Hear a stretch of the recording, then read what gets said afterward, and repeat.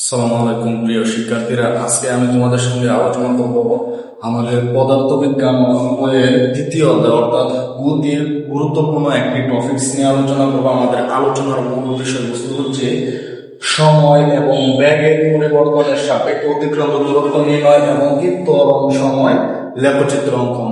শুরু করা যাক। দেখো, আগে তোমরা প্রশ্নটি ভালো করে বুঝে গেলে কি আছে, সময় এবং কি দেওয়া আছে, বেগ দেওয়া আছে।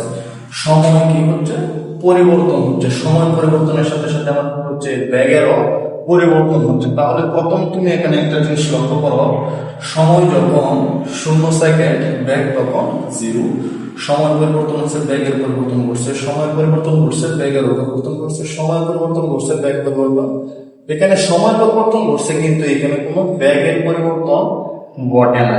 যেহেতু এখানে বেগের পরিবর্তন ঘটে না, তাহলে এখানে আমার সমবেগ আছে, আমার একই বেগ আছে। আমার কি বেগ আছে এখানে? সমবেগ আছে। প্রথমে সময়ের সাথে বেগের পরিবর্তন ঘটছে। এখন আমরা জানি সময়ের সাথে বেগের পরিবর্তন মানে কি? সময়ের সাথে বেগের পরিবর্তন মানে হচ্ছে ত্বরণ। তাহলে প্রথমে এখানে ত্বরণ ঘটছে, কি ঘটছে? ত্বরণ। তারপর এখানে সমবেগ ঘটছে। এখানে কি ঘটছে? সমবেগ। তাহলে প্রথমে সময়ের সাথে সাথে আমার বেগের পরিবর্তন ঘটছে বিধায় আমার প্রথমে কি করছিল? ত্বরণ। আর এই যে মাঝখানে এই অংশটুকুতে আমার বেগের কোনো চেঞ্জ নাই। এখানে বেগ 12, এখানে বেগ কত? 12। যেহেতু বেগের কোনো পরিবর্তন নাই, তার মানে এটা সমবেগ। তারপরে আবার আমার কি সময় পরিবর্তনের সাথে বেগেরও পরিবর্তন হচ্ছে, সেখানেও কি হচ্ছে? ত্বরণ হচ্ছে। দেখো, এখানে ত্বরণটা হবে ঋণাত্মক ত্বরণ, যাকে আমরা মন্দন বলি। কি বলি? মন্দন বলে। আচ্ছা, এখন আমরা শুরু করা যাক। দেখো, তাদের গ নম্বর প্রশ্ন বলছে যে গাড়িটির প্রথম 1 মিনিট 20 সেকেন্ডে কত দূরত্ব অতিক্রম করবে। অর্থাৎ এই যে একটি গাড়ি, এই গাড়িটি প্রথম 1 মিনিট 20 সেকেন্ড, কত মিনিট? 1 মিনিট 20 সেকেন্ডে তোমার কতটুকু দূরত্ব অতিক্রম করবে এটা বের করতে হচ্ছে। তাহলে আমরা যদি এখানে একটু লক্ষ্য করে দেখো, সমাধান গতে যদি আমি একটু লক্ষ্য করি, প্রথম 1 মিনিট সে কেমনে চলছে? 0 সেকেন্ড, 20 সেকেন্ড, 40, 60। এই যে প্রথম 60 সেকেন্ড মানে 1 মিনিট, প্রথম 60 সেকেন্ড সে কেমনে চলছে? ত্বরণে। এবং এই ত্বরণটা হচ্ছে সমত্বরণ। কেমনে চলছে সে? সমত্বরণে। তাহলে আমরা লিখতে পারি কি যে প্রথম 1 মিনিট, প্রথম 1 মিনিট কিসে চলে? সমত্বরণে। সমত্বরণে চললে অতিক্রান্ত দূরত্ব। এখন সমত্বরণে অতিক্রান্ত দূরত্ব সূত্রটি s = u + v / 2 * t। এদিকে সাইডটা তো অনেক দূর। এখানে আমার কি আছে দেখো তো, এখানে আছে আমার u এর মান কত? আদি বেগ, এবং v শেষ বেগ, সময়টি 60 সেকেন্ড। সময় হচ্ছে 60 সেকেন্ড। আদি বেগ কত? 0, ms ইনভার্স 1। তারপরে শেষ বেগ কত? 12, ms ইনভার্স 1। যেহেতু 1 মিনিট বলছে, তাহলে 1 মিনিটের শেষ বেগ কত? 12। তাহলে আমি মানগুলো বসাই এবং এখান থেকে s = 1। তাহলে আমি এখানে লিখতে পারি u এর মান 0 প্লাস v এর মান 12 ডিভাইডেড বাই 2 ইনটু t এর মান 60 সেকেন্ড। তাহলে 12 ইনটু 2 দ্বারা যদি আমি 60 কে ভাগ করে কত থাকবো? 30। তাহলে 30 এবং 12 যদি আমি গুণ করি তাহলে কত আসে? 360। কত আসে? 360। তাহলে সে প্রথম 60 মিনিট, প্রথম 1 মিনিট, সে সমতলে এবং প্রথম 1 মিনিটে সে 360 মিটার দূরত্ব অতিক্রম করে। তারপর বলছে তারা 20 সেকেন্ড। তাহলে এই যে 60 থেকে 80, এখানে কত সেকেন্ড অতিক্রম করছে? 20 সেকেন্ড। তাহলে পরবর্তী 20 সেকেন্ড সে কেমনে গেছে? সমবেগে গেছে। কেমনে গেছে? সমবেগ। কারণ এখানে বেগের কোনো পরিবর্তন হয় না। তাহলে এখন লিখতে পারি যে পরবর্তী 20 সেকেন্ডে অতিক্রান্ত দূরত্ব। পরবর্তী 20 সেকেন্ডে অতিক্রান্ত দূরত্বটা বের করবে। এখন পরবর্তী 20 সেকেন্ড সে কেমনে গেছে? সমবেগে গেছে। তাহলে সমবেগে অতিক্রান্ত দূরত্ব সূত্র কি? s = vt। তাহলে বেগ কত? 12, t কত? 20 সেকেন্ড। 12 এবং গুণ করলে হবে 240 সেকেন্ড। কত সেকেন্ড আছে? 240 সেকেন্ড। তাহলে এবার আমরা লিখতে পারি সুতরাং 1 মিনিট 20 সেকেন্ডে 1 মিনিট 20 সেকেন্ডের অতিক্রান্ত দূরত্ব মোট অতিক্রান্ত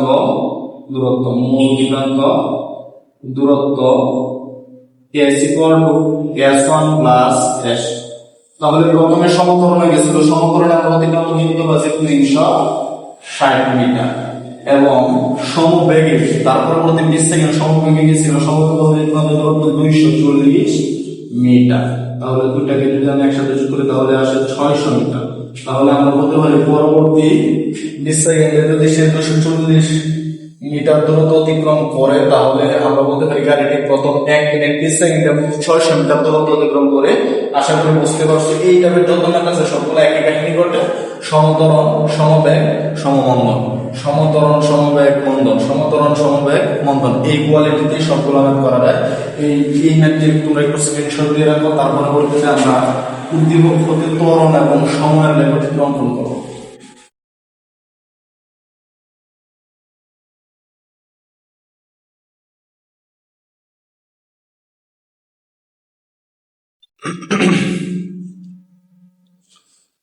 তাহলে এবার দেখো আমরা বলছে উদ্দীপক হতে ত্বরণ সময় লেখচিত্র অঙ্কন করে। এখানে তো সময় দেওয়া আছে, সময় কি দেওয়া আছে, তাহলে সময় আছে বেগ আছে, আমি সময় এবং বেগ ব্যবহার করে আমি ত্বরণ বের করবো। কি বের করবো? ত্বরণ। আমরা জানি ত্বরণের সূত্র কি, ত্বরণ acceleration equal to v minus u by t, বেগের পরিবর্তন বাই v সময়, এটা হচ্ছে ত্বরণের সূত্র v minus u by t। তাহলে আমি প্রথম 60 সেকেন্ডে বের করি, ঘন আমরা লিখতে পারি প্রথম 60 সেকেন্ডে ত্বরণ, প্রথম 60 সেকেন্ডে ত্বরণ a1 বললাম, প্রথমটা কি করে দিলাম a1 করে দিলাম, তাহলে এর সূত্র v minus u by t। তাহলে এখানে আমি যদি লিখি সাইড নোটে লিখি এখানে মানগুলো বসায়, তাহলে এখানে v u এবং কি t কি কত সেকেন্ড 60 সেকেন্ড, v কি শেয়ার বেগ 60 সেকেন্ডের শেয়ার বেগ কত 12, বেগের একক ms ইনভার্স 1, তারপরে আদি বেগ কত 0, প্রথমে আদি বেগ কত 0 ms ইনভার্স 1। তাহলে v এর মান 12 মাইনাস 0 ডিভাইডেড বাই t এর মান কত 60। তাহলে 12 মাইনাস 0 মানে 12 ডিভাইডেড বাই 60, 12 কে 60 দ্বারা ভাগ করলে 0.2 এবং ত্বরণের একক ms ইনভার্স 2। তাহলে প্রথম 60 সেকেন্ডে ত্বরণ পাইলাম 0.2 মিটার পার সেকেন্ড স্কয়ার। তার পরবর্তী 20 সেকেন্ড সেখানে গেছে সমবেগে গেছে, তাহলে পরবর্তী 20 সেকেন্ডে ত্বরণ, পরবর্তী 20 সেকেন্ডে ত্বরণ এক হবে। এখন দেখো যখন আমার সমত্বরণে চলে যখন সমবেগে চলে তখন তার কোনো ত্বরণ হয় না, তখন তার কোনো ত্বরণ হয় না। কারণ কি আমরা জানি ত্বরণ মানে কি, ত্বরণ মানে হচ্ছে সময়ের সাথে বেগের পরিবর্তন। এখানে যেহেতু বেগের কোনো পরিবর্তন আসে না সময়ের সাথে, তাহলে এখানে ত্বরণ হওয়ার কোনো মানই হয় না। এরপরে আমরা বের করে দেখাই তারা কি বলছে যে একটু হলে v minus u by t। তাহলে এখানে বেগটা কত, এখানে বেগের কোনো পরিবর্তন নাই, v 12 ms ইনভার্স 1 এবং u আদি বেগ কত 12 ms ইনভার্স।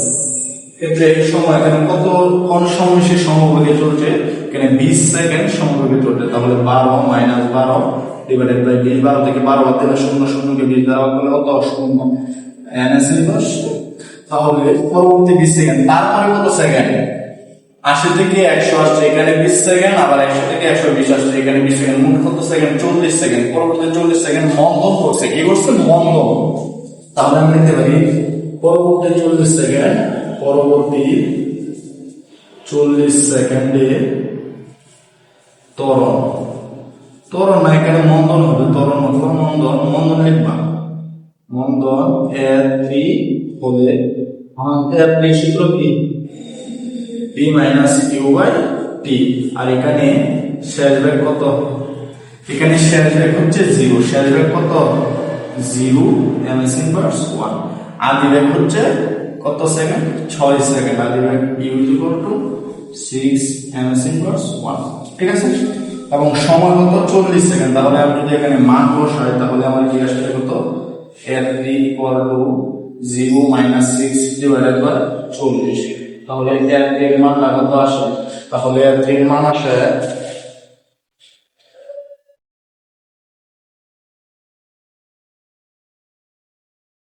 এখানে আদি বেগ হবে 12,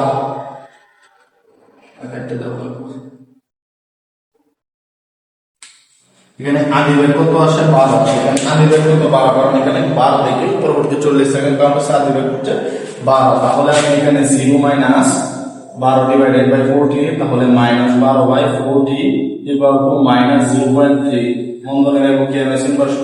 তাহলে আমি তিনটা অংশে সমতরণ, সমবেগ এবং কি সমমন্দন তিনটা অংশে আমি আলাদা আলাদা তিনটা ত্বরণ পাইছি। এবার আমি একটা গ্রাফ অঙ্কন করি। এই যে আমি একটা গ্রাফ অঙ্কন করলাম, ধরো এটা হচ্ছে আমার এক্স অক্ষ, কি অক্ষ এক্স, আমার উপরের দিকে এটা হচ্ছে ওয়াই, এটা হচ্ছে মূল বিন্দু, এটা কি নিলাম মূল বিন্দু নিলাম। তাহলে উপরের দিকে আমি সময় লিখবো, কি লিখবো সময়, আমাকে কি বলছিল ত্বরণ সময়, তাহলে উপরে আমি ত্বরণ লিখবো, উপরে কি লিখবো ত্বরণ এবং নিচের দিকে লিখবো সময়। তাহলে আমি ত্বরণের গড়গুলো আমি আনুমানিক ধরে নিলাম 0.2, 0.4, 0.6, 0.8, 0.10 এরকম ভাবে ধরে নিলাম। এবং সময় কত আছে 4 সেকেন্ড, 8 সেকেন্ড,